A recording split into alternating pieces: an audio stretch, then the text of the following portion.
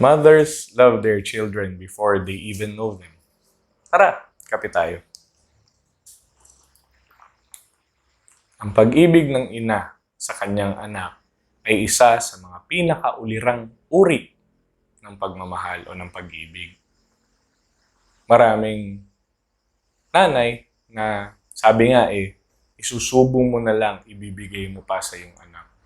Kakainin mo na lang, mas gugustuhin mo pang yung anak mo na lamang ang kumain.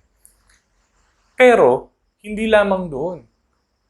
Ang mga ina, habang ipinagbubuntis pa lamang ang kanilang mga sanggol sa kanilang sinapupunan, ay nabubuo na yung pagmamahal dun sa bata. Nabubuo na yung pag-ibig niya doon sa kanyang sanggol na nasa kanyang sinapupunan. Marami akong kilalang babae o kaibigang babae na nung araw naninigarilyo, nung araw umiinom. Pero nung sila ay nabuntis, hininto ang lahat ng ito. Bakit? Dahil ayaw nilang makasama ito sa kanilang mga anak. Ayaw nilang magkaroon ng sakit o mabigyan nila ng sakit ang kanilang mga anak. Kaya bigla nilang pinangalagaan ang kanilang sarili. Hindi nila ginawa yun para sa kanilang sarili, bagkus ginawa nila ito para maging healthy ang kanilang mga babies. Siguro ganun talaga yung koneksyon ng isang ina sa anak. Bakit? Dahil sabi nga, di ba, ang nanay o ang ina at ang kanyang anak ay magkadugtong ang pusod. Alam natin na ang Panginoon ang nagbigay ng buhay sa ating mga tao, sa ating mga nilalang. Ngunit, isang importanteng instrumento ang ating mga ina kung paano tayo nabuo at nailuwal sa mundo sa pamamagitan nila. Ganon din si Jesus noon.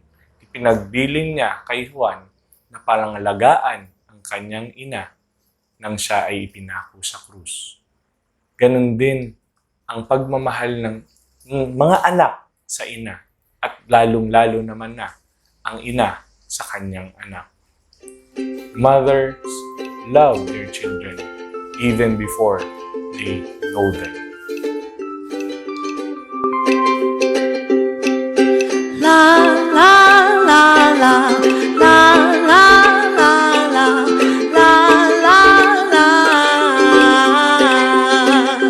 It is good being with you over a cup of coffee. It made my day beautiful. Have a lovely, lovely, lovely, lovely day. Oh yeah, over a cup of coffee. Oh yeah, over a cup of coffee. Oh yeah, over a cup of coffee.